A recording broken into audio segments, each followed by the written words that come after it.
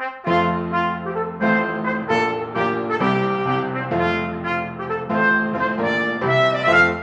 everyone. Thanks for joining us for Politically Incorrect Knitters. I'm Deplorable Knitter.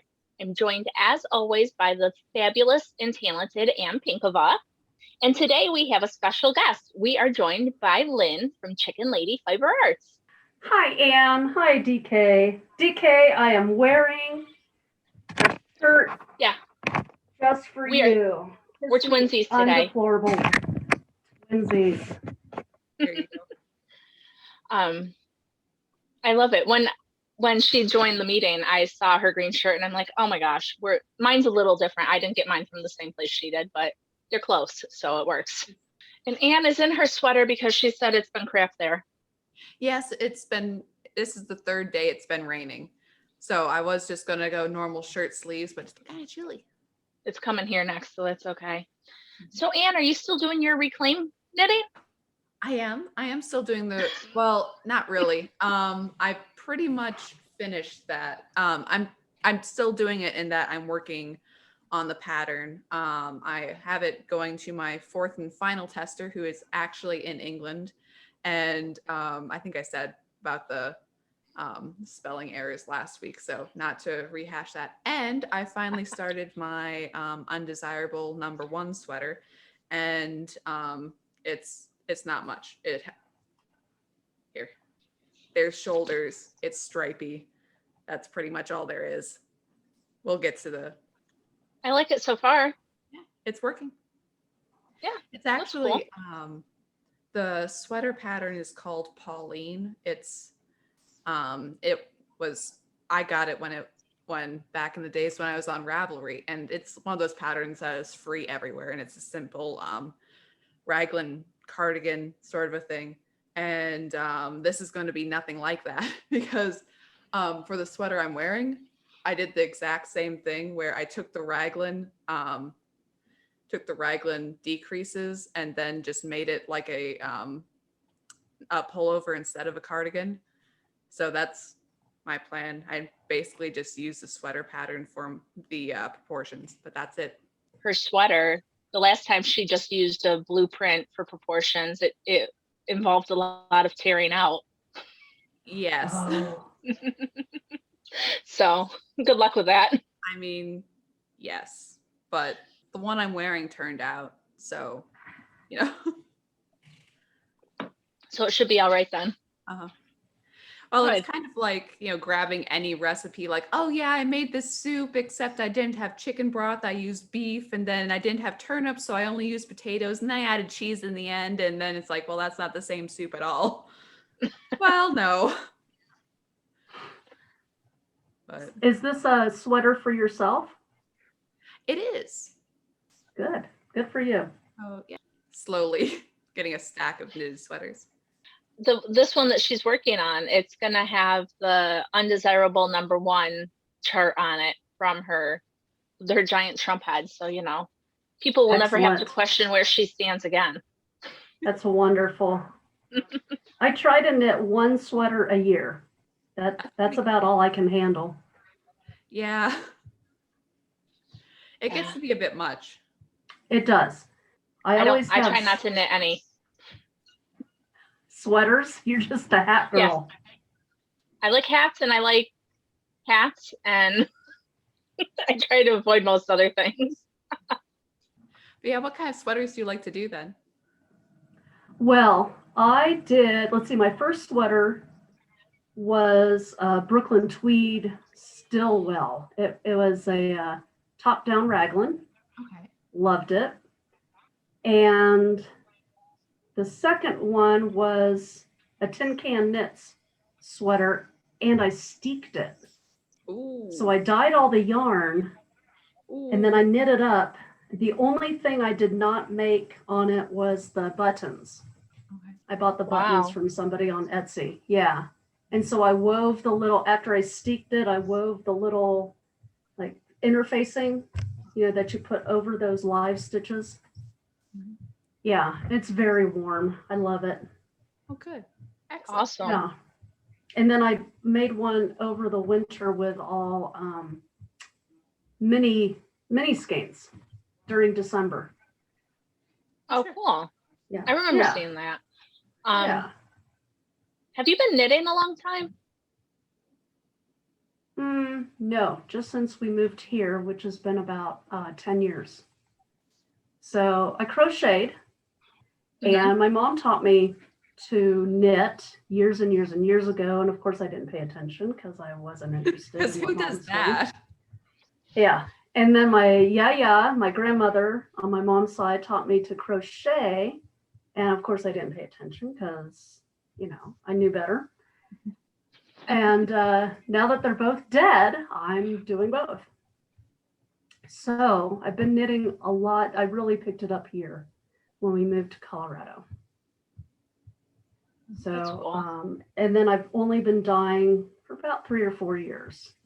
Fell in love with it at a workshop and ordered a boatload of just a whole bunch of different yarns to see what I liked. And then people started buying them, and I was excited about that.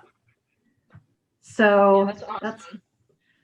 so that's kind of how I started my little, I actually started knitting because when we moved here, we lived in LA before here.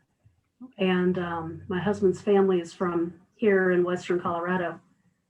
So he did the Air Force thing, bounced around, picked me up in Ohio, slung me over his shoulder. We went to all these exotic places like New Mexico and Tucson, Arizona, and then LA. And it came time to retire. And we moved back here to be with his family. And I needed a post-apocalyptic skill. So I learned how to do socks early on. So socks was one of the first things that I knit after making the blankets and the scarves and how many blankets do you want? Right. So I started the dyeing So to kind of get into that post-apocalyptic. Yes, Anne? No, just that I would say that, when you're first starting out, that for me at least, that's how it seems to be, that, oh, well, I'll knit a scarf, well, I'll knit another scarf. No, wait, if I really want to learn something, make an entire blanket of whatever it is until you're absolutely sick of it. Then you have achieved mastery. Yes. Yes, my daughter is a huge Minecraft person. She loves gaming.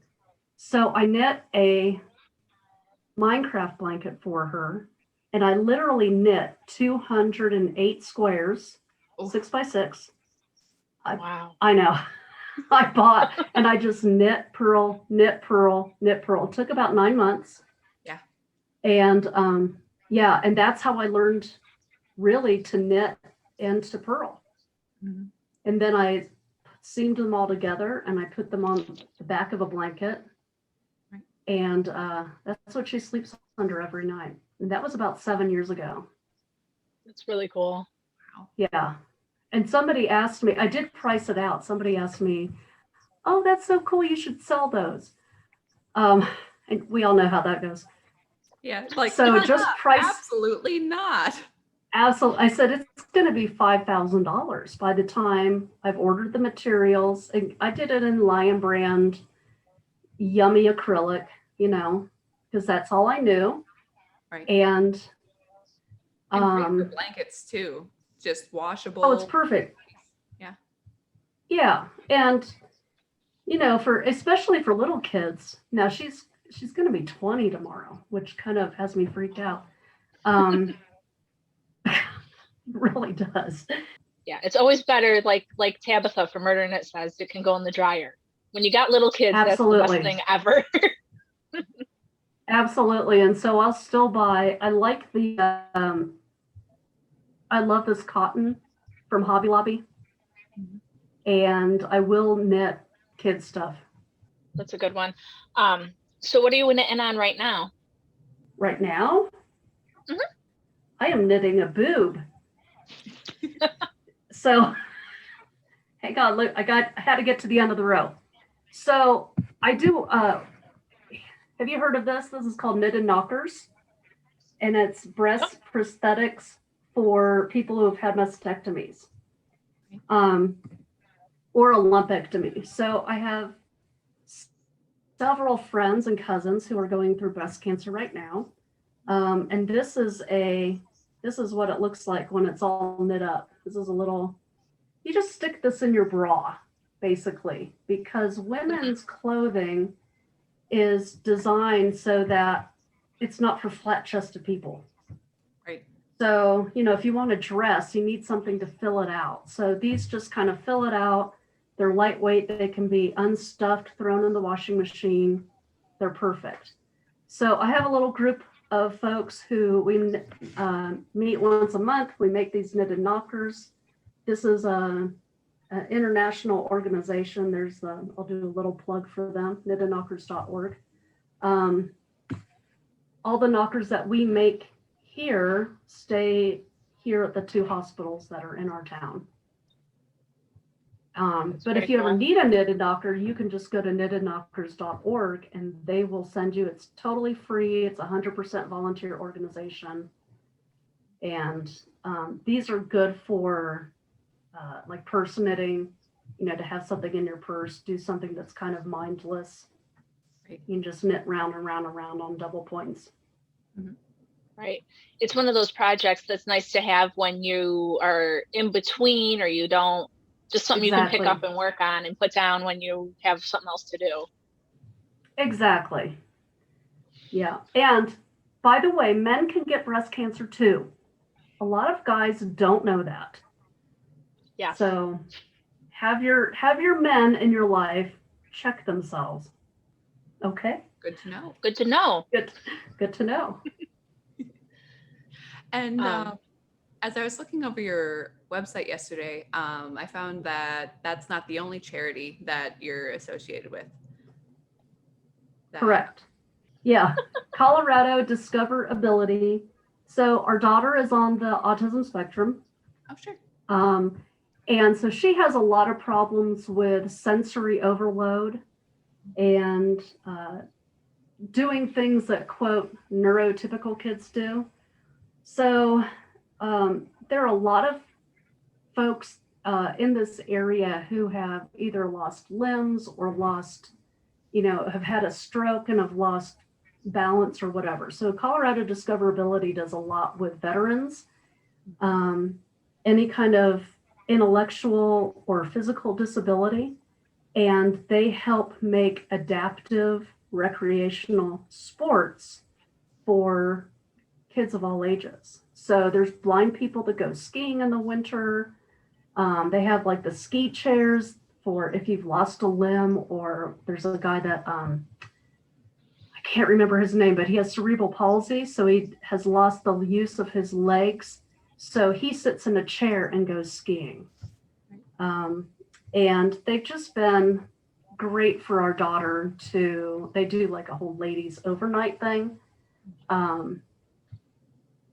They've been a huge help for our daughter, to go out and try new things in a very safe environment where there's,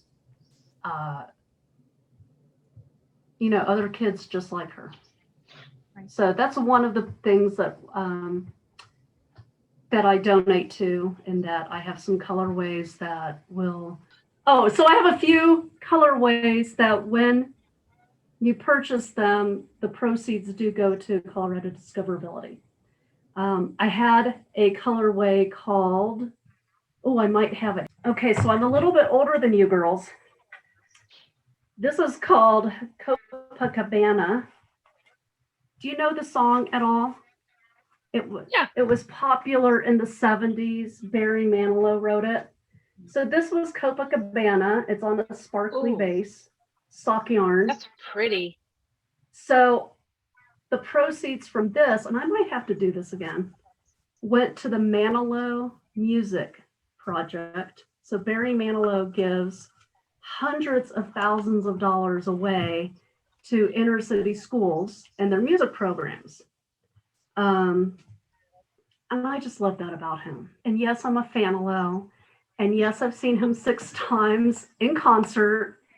And I never even knew there was a word specifically for Barry Manilow. I didn't yeah, I'm a fan-alo. Yes, and I'm the person that sits in the second row saying, I love you, Barry. And yes, I know he's gay. We've known that forever. Whatever. I don't care. I love his music, and I love that he gives back to music programs to inner city schools where kids cannot afford music or they can't afford the instruments. Mhm. So this was called Copacabana, and that's what that went to. And the other thing I gave to last year, I remember when Ravelry had, are we allowed to say the R word? Yeah. Okay. They had a pattern called ACAB, which stood for All Cops Are. Yep. Yeah. I thought the B stood for brilliant, and I was wrong. So I made up a colorway that was called Leo, L-E-O, for law enforcement officer. And we had an officer that was killed in the line of duty here a few years ago, left behind his wife and 2 kids. So the money from that colorway, the Leo colorway, went to help support his family. Right. So I'm trying to do things local and, you know, give back to the community that I live in. Right. That's really cool. And I really like that Yeah. Copacabana. So if you bring it back, make sure you let us know. Like, I sure will. that's right up my It's alley, only those available colors. on the, yeah, it's available on the sparkly base. And I will read to you the description and you can look at it.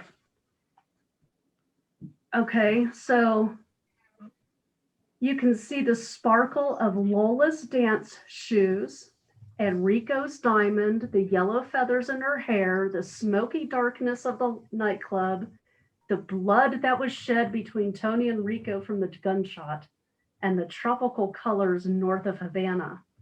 Perhaps while working with this yarn, you'll hear the bongos, smell the salty air, see the white sands of Copacabana Beach, and start cha-cha-chaing in your seat. Okay, I have a lot of fun writing the descriptions for the yarns. No, that's cool. And this was actually this was one of my first colorways. So I love it. I have some socks made out of this. That's a lot of fun. And It is a lot of fun. And I was, looking over your website, like I said, and you have a lot of colorways that are very topical. That you have like Yes. a 70s, 80s, 90s. You have some that are psych. I believe you have one that's the clue that you have different sort of. Yeah. I just came up with, I have to reach behind me. I have a clue mini set now.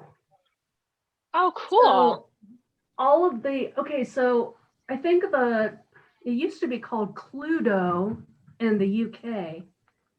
And these are the 6 colorways of the original, I don't know, cast members that were in the game Clue. So you've got Mrs. White, who was the maid, and Mrs. Peacock, Miss Scarlet, Mr. Green. Sometimes they call him Reverend Green, and then Professor Plum and Colonel Mustard. So you get all of these in a little mini sock set. Isn't that fun? I just love these. That's cool. So That's yeah, very I have cool. Clue, and I watched the whole Psych series. Mhm. Did you guys ever watch that? Okay. I think I watched the first couple of seasons. I don't think I completed it, but it was a lot of fun. It's a lot of fun, and I'm on my second viewing of the whole thing right now because it's on Amazon Prime, and there's no propaganda. I think there was one episode where a little bit of propaganda was talked about, but there's not the propaganda that's in everything right now. Mhm. So I watch it as my escapism. Right. Yeah. What do you guys watch or listen to for your escapism? Well, I'm a big Gilmore Girls fan, and I do know that they tend to skew a little liberal, but I kind of, there's a few references, but overall, I just like the story and I like the closeness of it, and so I ignore that kind of stuff, and I listen to audiobooks all the time. Oh, good. So Any sorry, genre that you like? I like thriller. And I really like true crime, but I find that I can't watch true crime stuff, so I listen to it because my kids can't hear it if I put it on my headphones. So I can have it on when they're around, because my oldest is scared of a lot of stuff. So I try to make sure that there's never going to be a situation where they walk in and like there's a dead body on the TV or something that's going to just traumatize them forever. And there was blood everywhere. Yeah, exactly. So I mostly listen to true crime and thriller, and I watch Gilmore Girls because overall there's nothing, and I like Hallmark movies. I like the campy romance. I know what's going to happen at the end of this kind of stuff, because I know that I can watch it with my kids. I don't have to worry. So I like that. Anne listens to everything British, right? I do. Not everything British, because there's a lot of woke annoyance in there too. Like I just started watching Doctor Who over again, and I haven't seen the last season with the female doctor, but I hear all these people like, oh man, Doctor Who's gone woke. And I started with the 9th Doctor again. I'm like, this show was always woke. Like there's no I mean, like I'm having a good time here, and it's worse now than it was, but still there was always stuff. I have never seen an episode of Doctor Who. I know. And if I ever started, I think I would start with David Tennant. Oh, he's excellent. And so I'm watching it with somebody else, and I'm like, okay, you have to watch Doctor Who. It's so good. And we're watching the 9th Doctor, and she's sitting there and she's so confused, and she's like, what's going on? This doesn't make any sense. And like, be quiet. You have to at least make it through the first season, because with David Tennant is coming, and he comes on screen in the just for a little bit in the last episode, and I'm cheering and she's looking at me like I'm nuts. I'm like, no, this is good. Don't worry. We are 3 episodes away from Queen Victoria and werewolves. You will sit through this. And she's like, I'm not sure I'm enjoying this. Like, no, you will watch Queen Victoria and werewolves. Like, you will have a good You're going to watch it whether or not you want to. Right. Yeah, that's not something I ever got into either. It's kind of like sci-fi, right? It is. Yeah. And if she has serious objections, I understand she can quit. But I'm like, no, you gotta. Poor girl. I should have. I would recommend that before watching the whole thing, even though we're like, no, start in the beginning, start in order, that to skip around, there's an episode with David Tennant called Blink, though he's not in it much, but it's very much a standalone episode. It's so good that if you just want to, Blink is good. Vincent and the Doctor, when they see Vincent Van Gogh, it's an incredible episode. And Family of Blood, and I think it's a 2-parter. I think it's Family of Blood and Human Nature. That's with David Tennant. Excellent episodes. If you just want to like take a couple and like sort of taste and see if you like the show or not, those are ones I would recommend.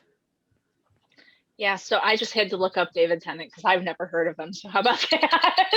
Oh man. Oh, DK. I'm sorry. He did. Although it says he was in Harry Potter, so I should know who he was. Very briefly. He was Barty Crouch Jr. Oh, okay. Yeah, so I wouldn't really remember him much either because he was barely in that movie. All right. Yeah, no, never heard of him. What do you like him from? He did an excellent Hamlet. Oh. So if you could ever watch the Hamlet that he did, and it was kind of a solo thing where he had a bunch of like TV screens and cameras that were watching him, and the TV screens and the cameras were the other characters. I thought it was brilliant. Wow. But I love David Tennant and I love Hamlet. So right. I don't think I've ever, unless I've forgotten that bit, I don't think I've ever seen that, because he did a full movie and there was different characters in that one. Okay. So I saw that one, but I didn't see one, unless there was a scene that I forgot. I didn't see one with TV screens as Hamlet, but the movie he did was really good. It was like a sort of half modern set adaptation. Of it. Yeah. Yeah. It was odd. It was totally odd. But his And the It other was so guy- weird, and I loved it. Yeah. The other one that I liked was Benedict Cumberbatch doing Hamlet. He was amazing too. Yeah, I like Benedict Cumberbatch. Oh. Benadryl Cucumber, however you pronounce his name. I thought his last name was Cummerbund, so whatever. Blueberry Cumberbund. cummerbund. No, wait. As long as you have the right syllables, you can say anything. And you're like, Yeah, Absolutely. it works out. And people know what you're talking about, so it's fine. So, what else? Oh, we didn't see your socks yet from round 2. Oh my! Lynn has been doing the Sock Sanity 2021 like I have been, and she finished her socks before me. I did. So They're there it beautiful. is. And okay, so earlier we were talking about the Kitchener toe, Mhm. which I don't mind doing it. This one was, let's see, this one was a Kitchener. Let's see if I could spread it out here. And then I had a customer who told me about the Finchley toe. Have you heard of the Finchley toe? Okay. And this one was Finchley, and I don't know if I liked it as much. See, It somebody seemed kind of odd looking.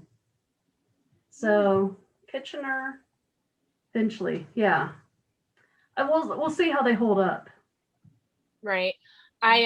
One of my people contacted me through my website and said, hey, since you hate Kitchener, try this Finchley thing. And so I tried it on it, but as I was telling these guys before we started recording, I was working on the socks last night in the car at 11 o'clock at night.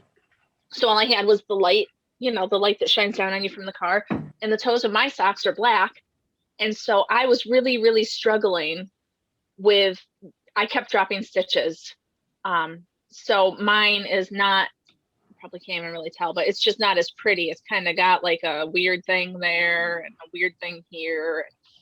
Oh well. I can go back and reinforce them, I'm sure. It'll be They're fine. going to be jammed into a shoe, so who cares? Right. As long as they're not uncomfortable. Right. Because if they're uncomfortable, then that's an issue. Because we all know how much I love making socks. And so if somebody's not going to wear them, I'm going to be really unhappy. Well, Like, and you were talking about too, you said that sock toe more like a hat. And I just remembered, because in things that I'm been putting off, I have this pair of socks I've been doing for a while, and it's it's Kay Jones of the Bakery Bears, and she has umbrella socks, and it's with an afterthought heel. So I'm like, oh, that's cool, I'll try that. And I think I did a pair of those before and showed them off that they were red, white, and blue. Anyways, so here's the sock. It's not much going on yet because there isn't a heel, and I just need to bind off the top. But the toe is, here, let me stick my hand in that and get off some dog hair. I don't know if you can see, but it is, yeah, you can see that there's lines in it. So it's not one straight line across, that it's different sections segmented. So it's a rounded toe like that. that's interesting. I think I should look into that for if I make it to round 3, because I haven't heard back yet whether or not I made it to round 3. Right. But if I do, I might check that toe, because toes and I, we're not really friendly. It's really quite difficult for me. So Right. If we can make it easier. Do you follow the Naughty Knitwits? I do. I do.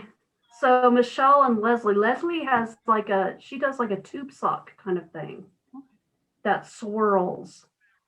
And I always thought that would be fun, because heels, I have the hardest time with heels. It just seems like it takes as long to do a heel for me as it does to do the whole leg. So heels are not my friend. Yeah. See, now I don't feel that way about heels at all. I actually enjoy them because I get a lot of length done in a fairly short period of time. And so then I feel like I'm getting somewhere. I'm like, oh, look at this. Okay.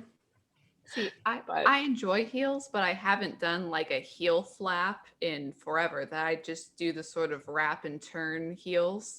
Okay. They're not as well reinforced, but or the was it the fish lips, fish kiss Mhm. ever heel? I like that one too. I think that's fun. But Yeah. you can't get Those the nice don't- color contrast in that one, which is the only problem. True.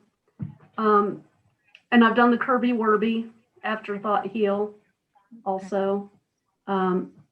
Those socks with the afterthought heels don't stay on my feet as well as the heel flap does. Yeah, I have strange feet.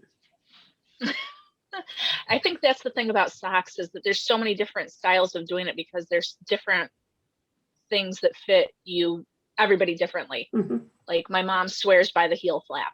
She says it's the only way to do it, and it has to be a knit slip heel flap, and you can't decrease. Like a lot of the knitting patterns say decrease one round, knit one round. She said, no, you cannot do that. You have to decrease every round to make it fit properly. And she's got a whole thing about it. So that's how I've been making my socks, because when my mother tells me to do something, I try to listen. So, Good for you. you know, You're a good I trust daughter. her experience. But, so did you have any colorways you wanted to talk about before we start talking about, current events or? Well, everything can be seen on my website, as you know, Anne. I know. Oh, and you already showed off some of your stuff, but is there, you've been giving us sneak peeks lately on Instagram. So I'm moving away from the bulky and super bulky yarns because they don't really sell as well. They look great. You can make some great hats with them. And so that stuff is on right now. The super bulky is on sale on my website. This is one of the bulky, and this is 100% superwash merino. This is called God's Promise. And, these make great quick hats. Right. But they are superwash, so they won't felt. Let's see. My DK sock, I have 3 greens to show you. I'm kind of in a green mood. So here is celery. And this is a little bit darker. This is called palm leaf. Celery, palm leaf. I don't know if you could tell. You can tell a little bit of the difference. Yeah. And this is like a bright neon green that's not showing up. This is called Elphaba. So I don't know if you read the book Wicked or saw the musical, but this was the color of the Wicked Witch of the West. And this is a bright neon green that's not showing up. Do really well as sort of an ombre between them. They would all fade. See? They all look very pretty together. You need those. By the way, if you go to chickenladypiperarts.com and you scroll all the way to the bottom, there's a place where you can sign up for my newsletter. I send out 2 newsletters a month. This month there might be 3 because of local yarn store day. As on the 17th. But you get a 20% off coupon off your first order when you sign up for my newsletter. So little plug Ooh. there. Fancy. Ooh, okay. And I Here's another. also plug your website that it is free shipping with a $75 order. Yeah, that means even the advent calendars have free shipping this year. Nice. It's my first year of doing advent calendar. Yeah. So I will eat that for you, that shipping. And that's totally fine. And the advent calendar this year, the theme is games, like board games and dice games and card games, just games. So you've seen my clue. Those are the solid colors. Now you'll have to see what else is in store. It's a secret. And I have somebody making the cutest little stitch markers too to go into the advent calendar. Okay, I keep showing this one off. This is called 1970s Couch. This is based off of a blanket that my husband's mother made. We have the blanket, and my husband always talks about the many naps he used to take under the blanket when he was a kid. So 1970s Couch, oranges and yellows and browns, just perfect for the 70s. Yeah, it's kind of screwed.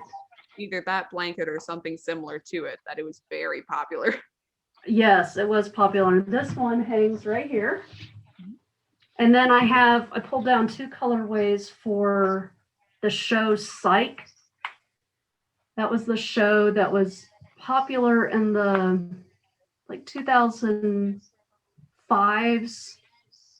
to the teens sometime. Anyhow, it's kind of like the show Mentalist, only a lot more fun. The Mentalist was more cerebral. Right. So only everyone's having a good time here. Yeah. This is called Delicious Flavor, and it's supposed to look like the colors of a pineapple.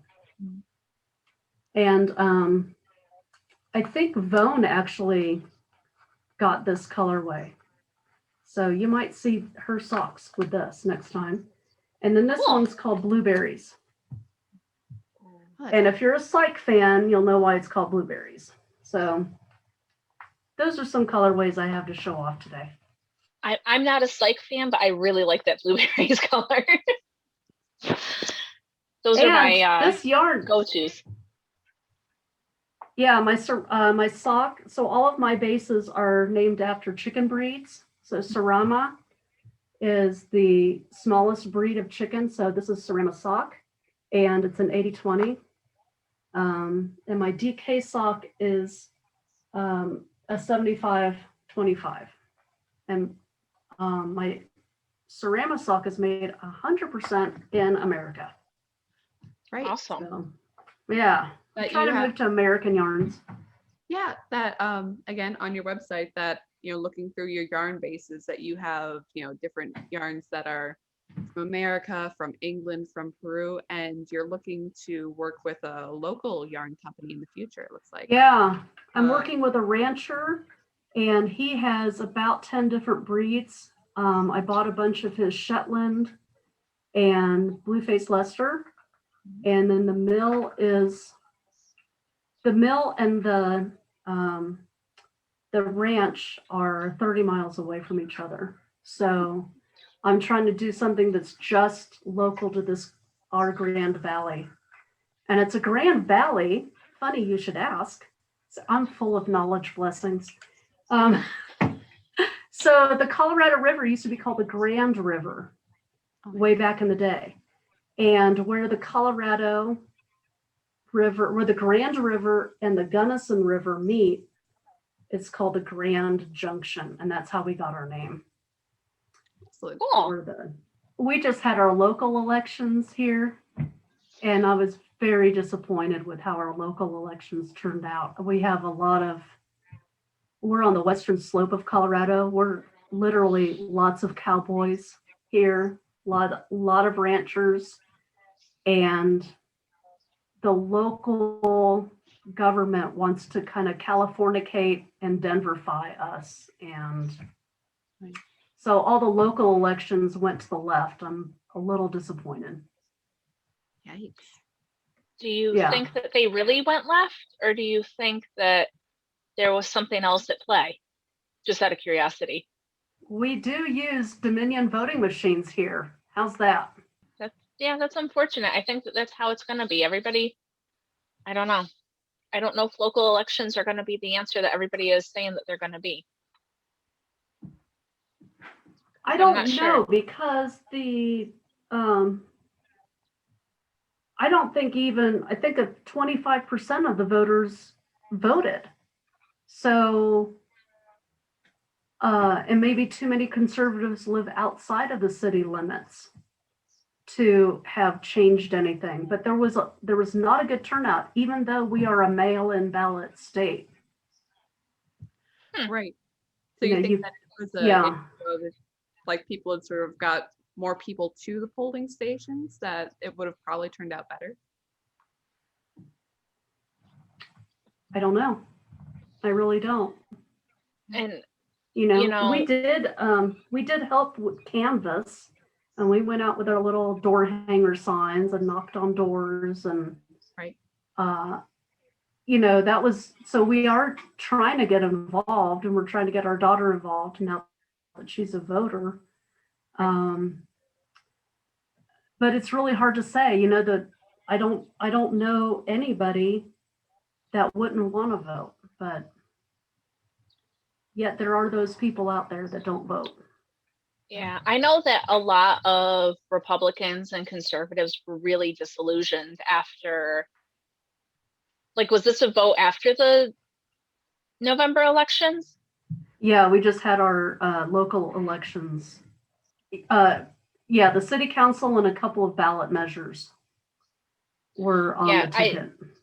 I think that a lot of people are disillusioned from the 2020 election. And I know a lot of them were saying, oh, I'm not going to vote anymore and stuff. And I get where they're so ticked off. But on the other hand, that's so not the answer.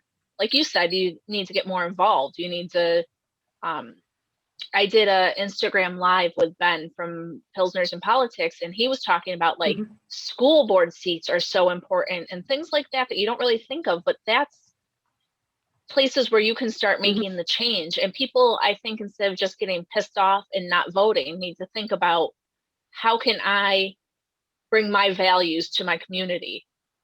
And like you said, you should canvas, you should find, I mean, I wouldn't want to be on the school board, but it might be something that needs to be done in the future, because I got two little kids who go to school. So if I don't want them getting all of the critical race theory and things, we have to start doing that. We can't rely on others because they're not doing it. Correct. And also with things like the school board, who focuses their ideology on school boards?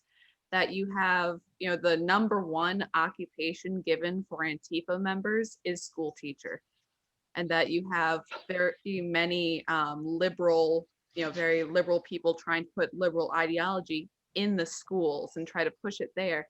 And also who, again, not to put on the tinfoil hat, but like, no, this is a real money trail thing. Who puts money in American and Western schools throughout the world? China. That they are one of the highest contributors to colleges, to private schools, to everywhere else.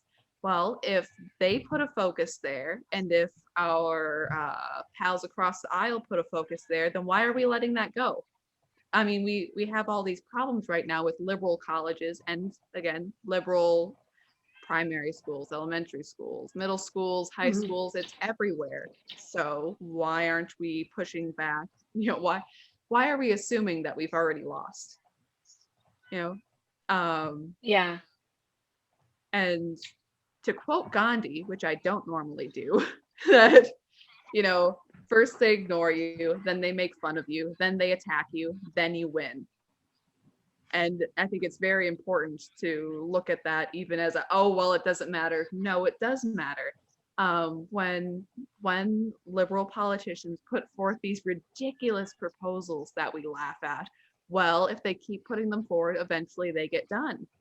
So why aren't we putting out there, not even nonsensical things of, hey, we believe this and we think this should be a law, and just like, oh, well, I won't put it out because that's not important.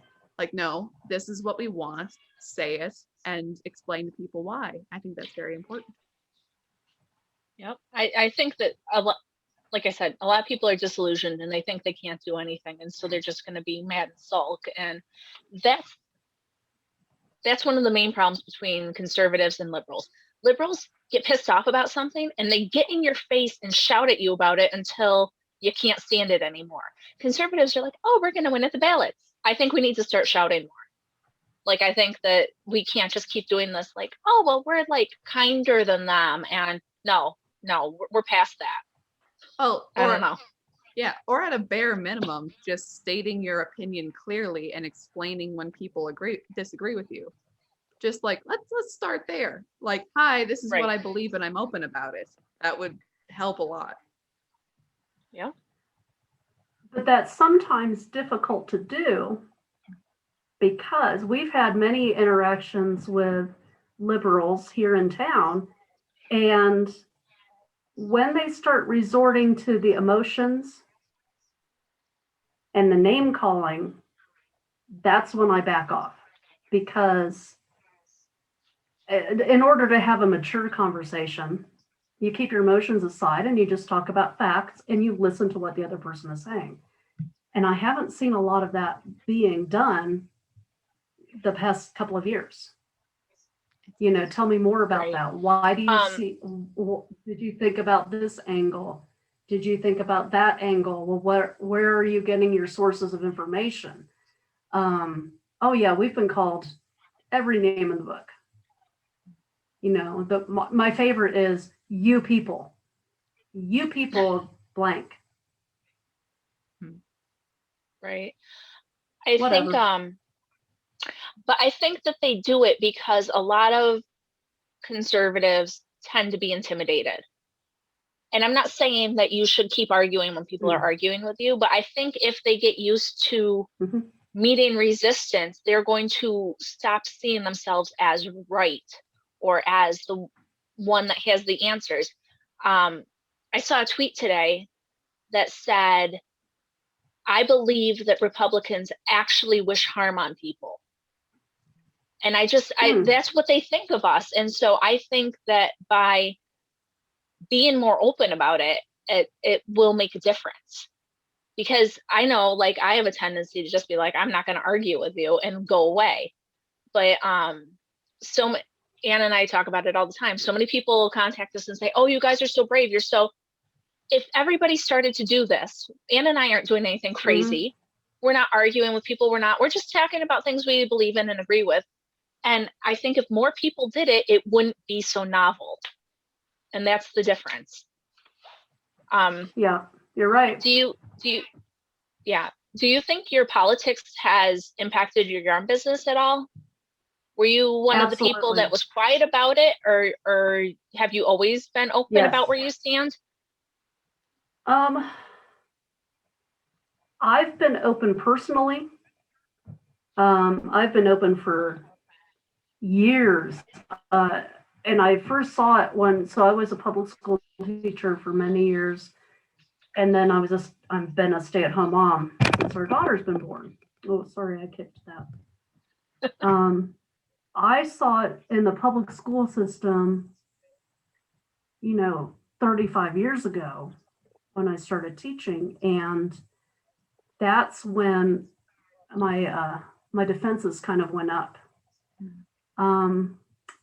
When the whole Ravelry thing started, my name was put on a list as a,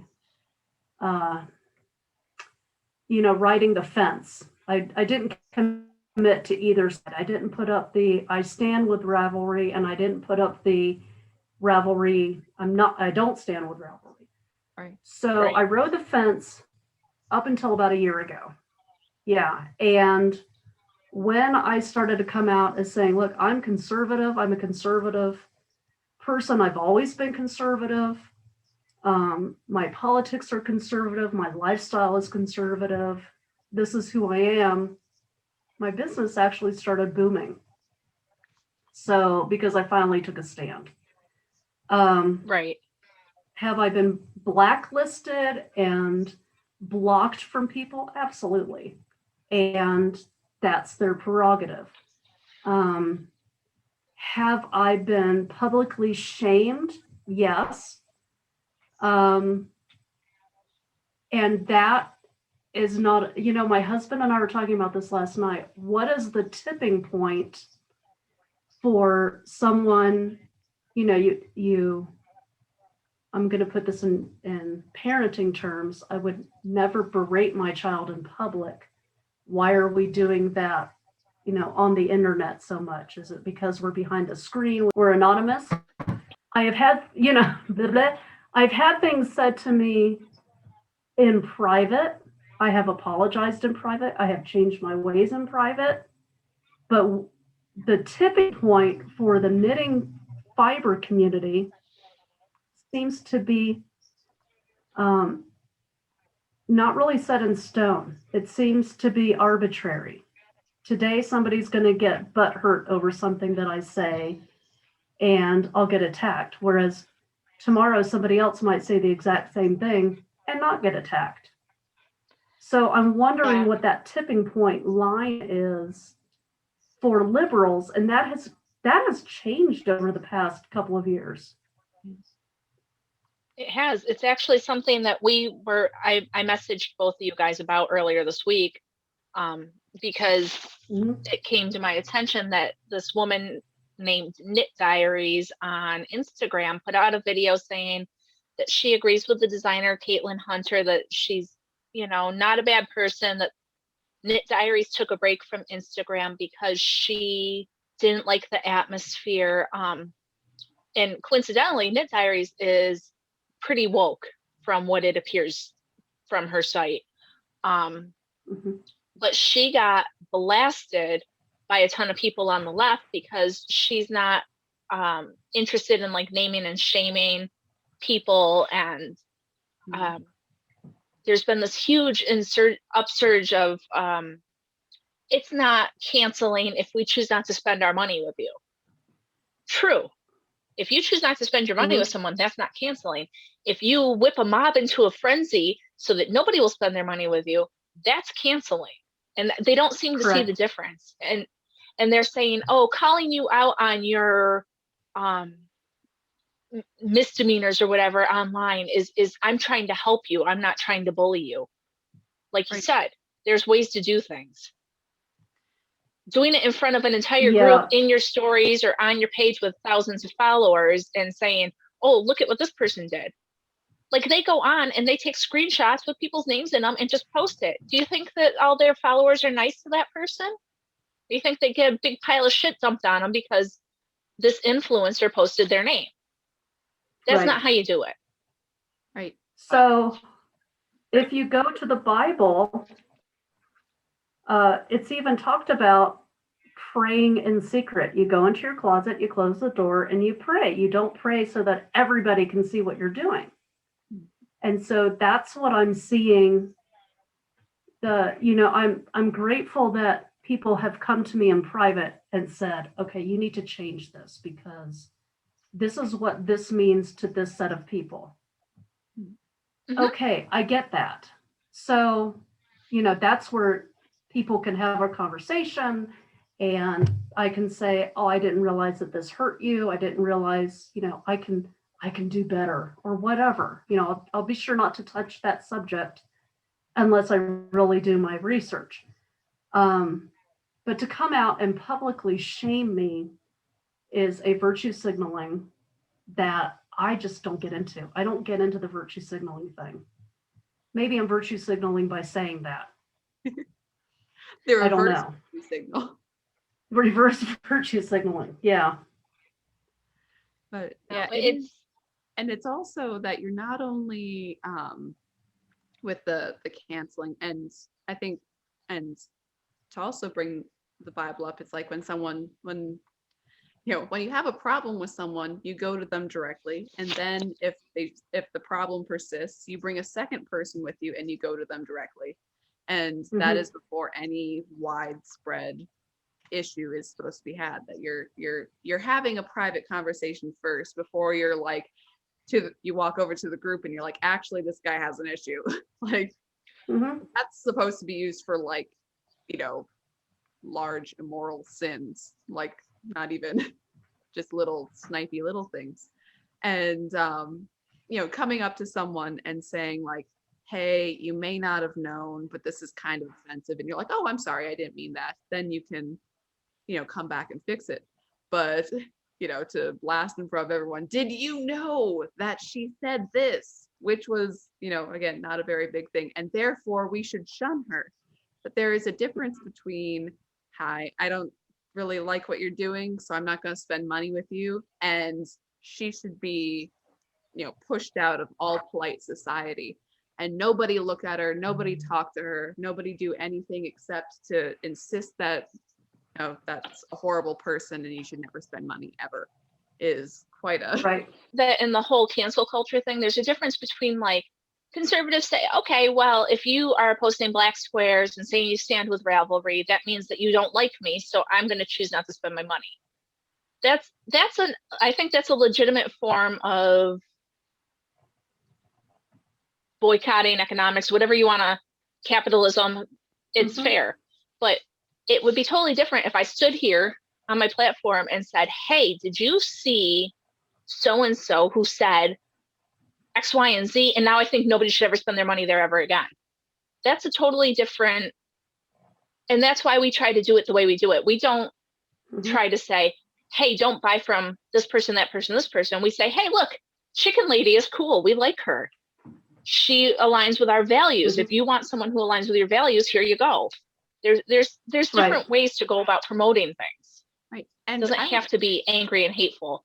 Right. And I would also say that even if X, Y, and Z was just terrible to people on the internet and whatever, and I knew someone who still bought yarn from them, would I then shun that person? No. And would I publicly shame them? I'm like, oh, well, you're still using yarn from this person? Well, I'm not going to talk to you anymore. No, it's like, it's your own yarn purchases and your own conscience or your own decisions for what you're going to do with your own money. And if I disagree with that, well, that's okay, but we're still buds. Like, you can still spend your money with whoever, and I'm not going to go to the nth degree of, don't. There was a video going around a little while ago about someone, and they had this elaborate color work sweater, but it was from a non-woke yarn dyer that they had made before they found the evil of their ways, and they dyed the whole thing black. And and it was kind of, like, why would you do that? Why would you go through all the work and now it's kind of a lumpy black sweater? And I mean, you do what you like with your own things, but and to video that too, to make it sort of a vengeful thing that you're taking it out on the yarn of someone who, like, okay, well, good for you. I mean, you could burn it if you like, but yeah. And so I want you guys to know, because I learned this week while I was following the Knit Diaries thing, the fact that we don't like them being mean to people and calling them out in a mob-like fashion is a sign of our white privilege. Oh. And so I want you to know that. Oh, good to know. Because thank you. We apparently think, and the thing that we can all get along, that I don't have to agree with you, but I can still get along with you. That's white privilege too. So knock it off, guys. So, not to be too personal, but is there anything that isn't white privilege? Well, funny you should ask. No. Oh, no. dang. Everything you do is a sign of your. Yeah, no. You just have to. Oh, bless your heart. Okay. But they say anybody who's been a victim of cancel culture has been given many opportunities to correct their behavior, and when they don't, that's when they call them out. Like, pause. How many people have apologized not once but twice, and people still hate them? Right. Or including my not agreeing with you doesn't make me wrong. It makes me my own person. And that's the difference. There's this, I say it all the time, we're not in lockstep with them, so therefore we are wrong. We are wrong, people. That's why we're deplorables. Just sit in our wrongness. Absolutely. Deplorable chump over here. But I don't know. Ladies, it will continue on. Yes. I think it will keep continuing until enough of us get fed up. And I feel like people are really starting to. Like, the more I watch my spaces, people that used to be quiet about their beliefs are really starting to speak out. And I think that's a good sign. I don't know. I hope it continues. Absolutely. Take Lynne as an excellent example of what you can do. I mean, look at you. You're out there giving to local charities, supporting local, farmers, growing their own wool. You're doing your own dyeing. You're contributing to the Knitted Knockers group and everything. Like, you are sitting there doing door knocking for voting. You are out there doing the good work. I'm trying, and I really, the glory goes to God. It's not me. You know, God has just, so my husband and I really try. We just celebrated 25 years. Yay. Hey, congratulations. Thank you. It's a long time that he's had to put up with me. So he's a saint. We've always tried to live our lives that if God wants it to happen in our life, it'll be easy. We just throw the idea out there. If God wants it to stick, it'll stick, and it'll be easy, and it'll be fun. And we own a couple of businesses, and those are part of our mission statements, that we have to learn something. We have to have fun. We have to work with people who don't suck, because that's part of it, you know, and we've just been having a blast. So, and I've been having a blast. So really the glory goes to God. It's not Lynne who's doing this. I'm just his vehicle. I'm doing what God tells me to do. And sometimes, most days, he tells me to take a nap. So I do. Rest is important. I think I need to start listening harder. Maybe I should be having more of those. Yes. Go into your room and be quiet for an hour. Yeah. No, but I think that that's a really good point. Because if it's easier to do things when you know what you're doing is right and it's easy. You know, like I said, sometimes Anna and I get a little bit, I know we get a little bit like, this gets a little bit like work once in a while, but for the most part, like doing this is fun and we enjoy it. And once in a while, we'll both have had a bad week and been like, I have nothing to say, but really it's easy. Most of the time it's fun to do. We like it. And that's a good point, is that if you're doing what you're supposed to be, it's not so bad. No, it's much better than sitting there and wishing you had, and always have this like nagging, like, well, what if I felt like I should have done that thing and then I didn't, and then it's just, you know, worse than when you embarrassed yourself in high school and you never get over it. I was called, somebody said to me a few years ago, I don't know how you can call yourself Christian and support Trump. And I'm still wondering, how can I'm still wondering how they could call themselves Christian and support Biden. But I guess that's the beauty of Christianity, is that God loves both of us. God loves the Biden supporters and the Trump supporters. And God even loves Biden. And he loves all the people canceling others, and yes, and all of us who are doing our best. And some days it's easier than others. Thanks for having me on. I appreciate it. Well, thank you so much for coming. Yes, thank you. Absolutely, I'm honored. Thank you. It was lots of fun. And guys, thanks for joining us as always. And Ann and I have another special guest coming on next week. She is making a quilt for President Trump. So make sure you join us to see what she is talking about. And remember to like, comment, and subscribe. Check us out on Rumble. Right. And check out Lynne, chickenladyfiberarts.com. Sorry, Ann. That's what I was about to say. And you are also on Facebook and Instagram, I believe.